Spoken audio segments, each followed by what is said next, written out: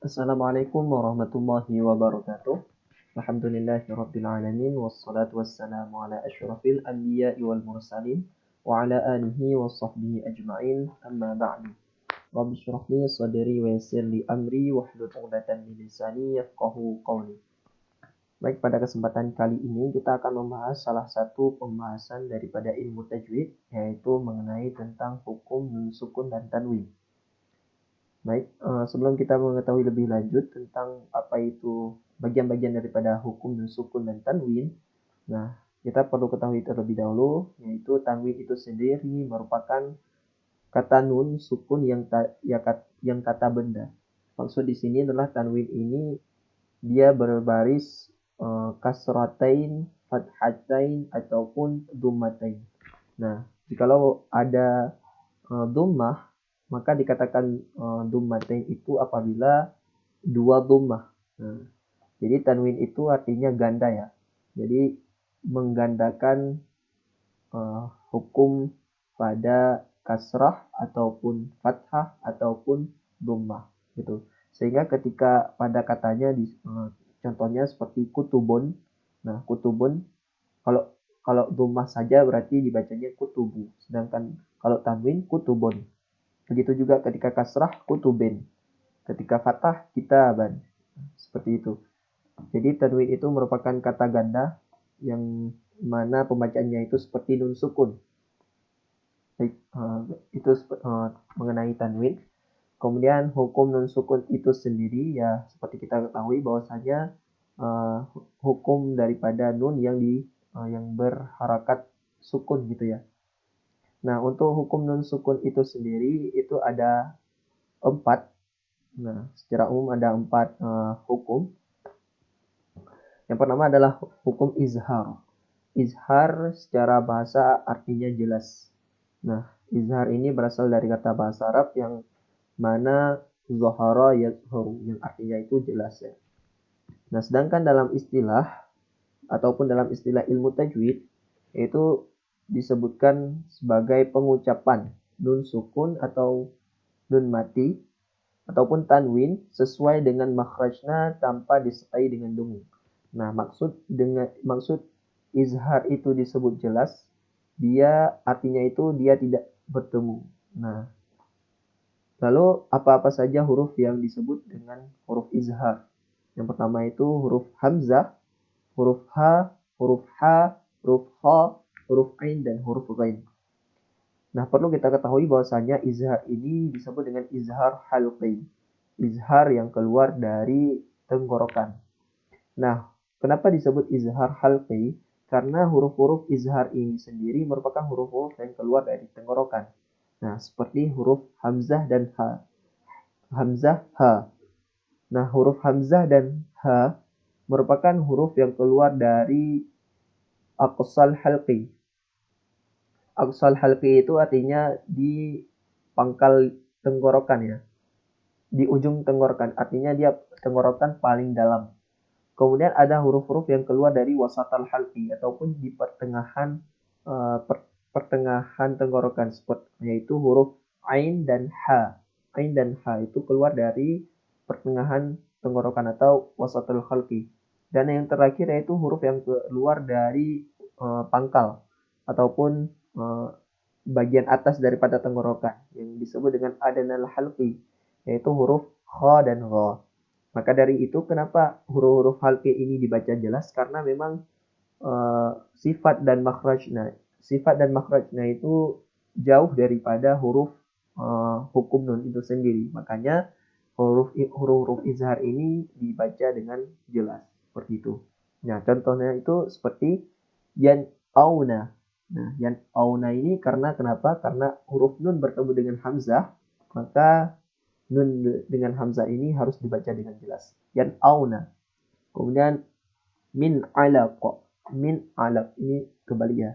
Min alaq. Huruf nun sukun bertemu dengan huruf ain, maka dibaca dengan jelas. Kemudian hadin qaum. Qaumin had gitu ya. Ini terbalik juga min qaumin had. Nah, min ini merupakan tanwin kemudian bertemu dengan ha, yaitu ha besar ya. Nah, kemudian baru dibaca dengan jelas gitu, izhar. Begitu juga dengan yanhituna. Yanhituna ini ketika nun sukun bertemu dengan ha. Nah, huruf ha yang keluar dari tenggorokan dibaca dengan jelas gitu ya. Hisaban atau tanwin bertemu dengan huruf ain, dibaca jelas gitu ya. Nah, baik, itu mengenai tentang hukum izhar. Selanjutnya ada idgham. Idgham secara bahasa merupakan memasukkan ya, masuk. Nah, idgham itu sendiri dalam bahasa Arab disebutkan dengan adghama yudghim. Nah, artinya itu memasukkan. Kemudian secara istilah dalam ilmu tajwid disebutkan dengan pengucapan nun sukun atau tanwin secara lebur ketika bertemu huruf-huruf idgham atau pengucapan dua huruf seperti dua huruf yang ditasydidkan. Nah, jadi bisa dibilang bahwasanya huruf idgham ini merupakan huruf yang dengung gitu ya. Nah, kebalikan daripada huruf-huruf yang izhar tadi. Nah, untuk idgham itu sendiri dia ada dua pembagian. Yang pertama ada idgham bi gunnah atau idgham yang didengungkan ya, idgham ma'al gunnah. Nah, gunnah ini artinya dengung. Jadi idgham bi gunnah atau idgham ma'al gunnah ini merupakan idgham yang didengungkan. Dan yang kedua ada idgham bila gunnah. Nah, idgham bila gunnah ini berarti idgham yang tidak didengungkan. Ternyata idgham itu tidak hanya dengung saja ya. Ada juga yang tidak didengungkan. Walaupun memang hakikat idgham itu adalah dengung. Baik. Kemudian kita contohkan ya. Jadi huruf-huruf idgham itu sendiri ada 6 ya. Huruf nun, waw, lam, mim, dan ra ya. Nah, yarmaluna atau bisa disingkat, bisa digabungkan ya dengan yarmaluna. Yang pertama ada nun, waw, lam, mim, ra, dan ya. Nah, untuk pembagiannya sendiri, untuk idgham ma'al gunnah atau idgham bi gunnah itu ada 4 huruf. Yang pertama ada nun, waw, mim, dan ya. Sedangkan idgham bila gunnah itu ada lam dan ra. Nah, nanti akan kita ketahui kenapa huruf lam dan ra ini tidak didengungkan. Nah, sebenarnya sama seperti huruf izhar tadi, hukum izhar tadi. Jadi huruf-huruf yang didengungkan ini memang karena mereka dekat dengan nun sukun. Nah, seperti nun itu sendiri, nah itu memang karena nun sukun ya. Nun sukun kemudian bertemu dengan nun. Jadi jelas bahwasanya dia harus didengungkan. Kemudian nun dengan waw. Nah, nun, waw. Jadi waw dan nun itu hampir berdekatan keluar makhraj. Nah, makanya disebut dengan harus didengungkan begitu. Kemudian mim dan ya gitu juga. Kemudian dengan lam dan ra, sebenarnya dua huruf ini juga berdekatan dengan nun. Akan tetapi lam dan ra ini uh, merupakan huruf-huruf yang keluar tanpa berdesis begitu ya. Jadi huruf jar. Nah, makanya lam dan ra ini harus dibaca dengan tanpa dengung. Baik, kita langsung contohkan. Untuk yang pertama ada idgham bi gunnah. Faman ya'mal. Nah, begitu ya. Man nun dengan ya. Nah, ini ada hukum idgham bi gunnah, maka ketika kita membacanya harus didengungkan. Faman ya'mal. Begitu juga dengan min ni'matin. Min ni'mati. Nah, ini nun dengan nun ada gunnah, maka harus didengungkan. Min ni'mati. Adabum muqim. Begitu juga dengan tanwin. Tanwin bertemu dengan huruf idgham bi gunnah, maka harus didengungkan. Adabum muqim. Kemudian bertemu dengan waw, tanwin bertemu dengan waw, yauma idzi wahiyah. Begitu juga seterusnya. Kemudian yang kedua ada idgham bila gunnah, yaitu huruf lam dan ra. Yaitu ketika nun sukun bertemu dengan lam dan ra. Min ladunhu. Nah, min ladunhu ini nun sukun bertemu dengan lam. Maka min ladunhu tidak boleh didengungkan. Min ladunhu tidak boleh. Maka harus dibaca dengan jelas. Bukan berarti jelas yang berbentuk izhar, akan tetapi jelas dalam memasukkan hurufnya. Jadi harus apa ya? Harus ada seperti sukun. Jadi mil ladunhu ini seolah-olah ada lam sukun gitu ya. Ada lam sukun dan ada lam yang berharakat.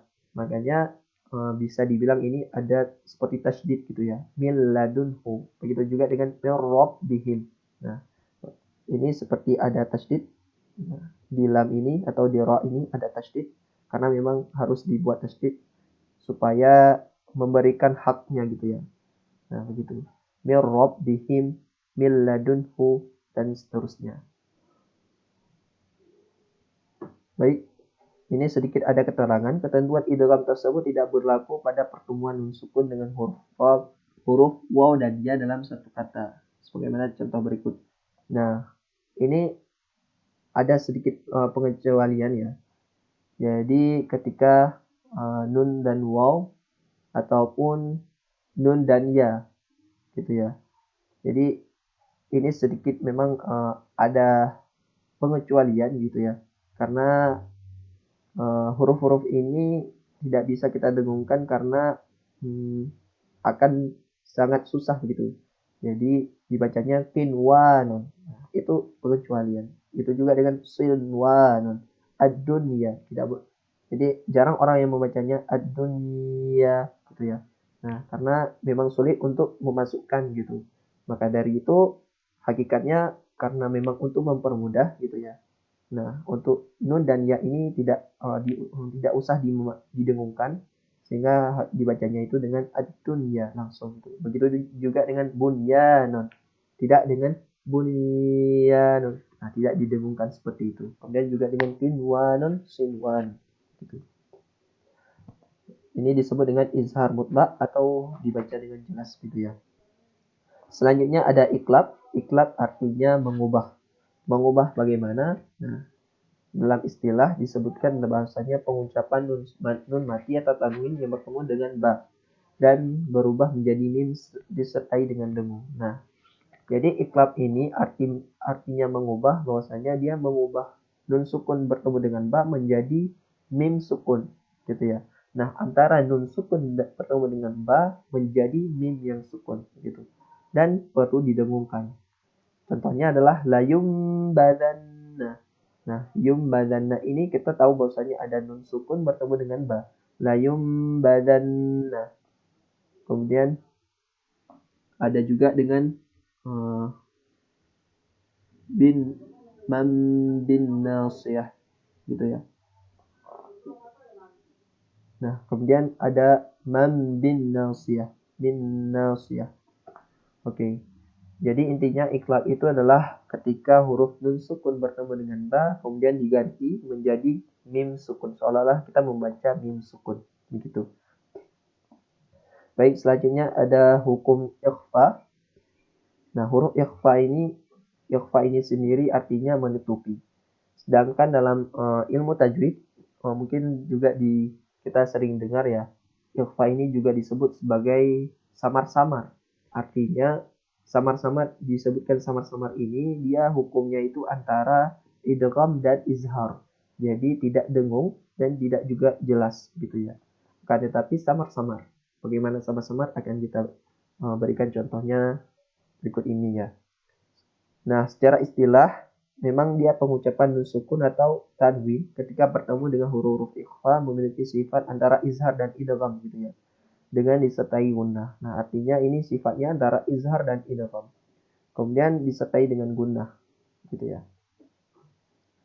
Kemudian cara huruf-hurufnya itu sendiri ada 15, ada ta, ja, da, za, zia, sa, sin, shin, sod, dot, to, do, ta, qaf, dan ka. Ada lumayan banyak ya. Karena ikhfa ini sendiri memang huruf-hurufnya itu tidak terlalu dekat dengan sifat huruf nun itu sendiri. Baik, mari kita contohkan dengan salah satunya yaitu fala tansa. Tansa ini merupakan nun sukun bertemu dengan huruf sin. Nah, ketika huruf nun sukun bertemu dengan huruf sin, maka dia pembacaannya itu harus ikhfa, tidak boleh izhar dan tidak boleh idgham. Tidak boleh izharnya bagaimana? Tidak boleh jelas gitu. Fala tansa, tidak boleh. Maka dan tidak boleh juga dengan idgham. Contohnya fala tansa. Nah, itu sudah keluar daripada sifat huruf sin. Makanya harus dibaca dengan ikhfa atau sama samar, yaitu dengan fala tansa, kemudian ma antajjaja, kemudian yauman kana, dan selanjutnya. Nah, masih ada banyak. Baik, mungkin untuk materi nun sukun cukup itu saja. Billahi taufik wal hidayah. Wassalamualaikum warahmatullahi wabarakatuh.